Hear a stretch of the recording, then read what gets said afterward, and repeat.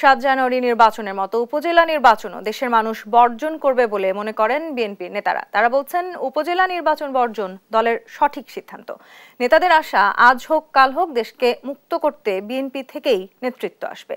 রাজধানীতে আলাদা অনুষ্ঠানে এসব কথা বলেন তারা। দলটির স্থায়ী কমিটির সদস্য ডক্টর আব্দুল মঈনের দাবি, ক্ষমতাসীনদের পতনে বিরোধী রাজনৈতিক দলগুলো ষড়যন্ত্র নয়, বরং আন্দোলনে একাত্ম।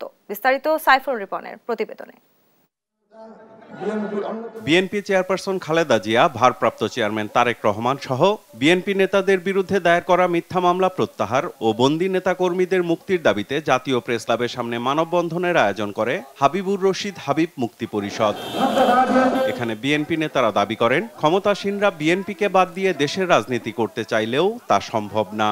যতদিন বাংলাদেশ থাকবে, বাংলাদেশের কোটি কোটি জনগণ থাকবে, বিএনপি থাকবে, ততদিন দেশনেত্রী বেগম খালেদা জিয়া এবং তারেক রহমানকে বাদ দিয়ে বাংলাদেশের কোন রাজনীতি করতে দেওয়া হবে না, করতে পারবে না। বন্ধুরা, ইন্ডিয়া এই দাবেদার সরকারকে ক্ষমতায় রেখেছে বলেই আজকে বয়কট ইন্ডিয়া আজকে একটা স্লোগান জনগণের মধ্যে এই সেন্টিমেন্ট আকারে দেখা দিয়েছে।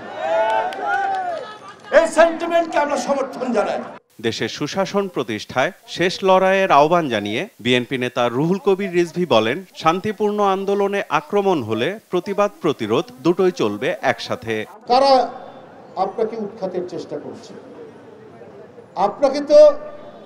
আপনি উৎখাত হন, আপনার সরকার উৎখাত হোক, এটা তো জনগণ চাইছে। আমরা শান্তিপূর্ণ আন্দোলন করব, শান্তিপূর্ণ থাকবে, কিন্তু আমাদের গায়ে যদি লাঠির বাড়িই পড়তে থাকে, আর কতদিন শান্তিপূর্ণ আমরা করব? প্রতিবাদ এবং প্রতিরোধ এইবার একসাথে যুগ্মভাবে চালাতে হবে। দলের স্থায়ী কমিটির সদস্য মির্জা আব্বাস বলেন, কৌশলে বিএনপি চেয়ারপারসন খালেদা জিয়াকে হত্যা করতে চায় সরকার। দাবি করেন, বিএনপির উপজেলা নির্বাচনে না যাওয়ার সিদ্ধান্ত সঠিক। প্রিয় ভাইরা, আজকে তারা বলছে দেশনেত্রী বেগম খালেদা জিয়াকে বাইরে পাঠানো যাবে না, অর্থাৎ তাকে হত্যা করতে হবে এবং এমনভাবেই করতে হবে যাতে কেউ কিছু বলতে না পারে। মুক্ত হবে দেশ। আমি হয়তো দেখতে পারবো না, আমি জানি না আমি দেখতে পারবো কিনা, কিন্তু এই দেশে কেউ না কেউ আসবে, এই হায়নার হাত থেকে এই দেশকে মুক্ত করার জন্য। ইনশাআল্লাহ বিএনপি থেকে আসবে।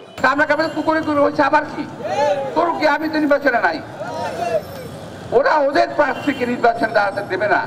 বিএনপি পার্সোনালি কি দাঁড়াইছে অবস্থাটা।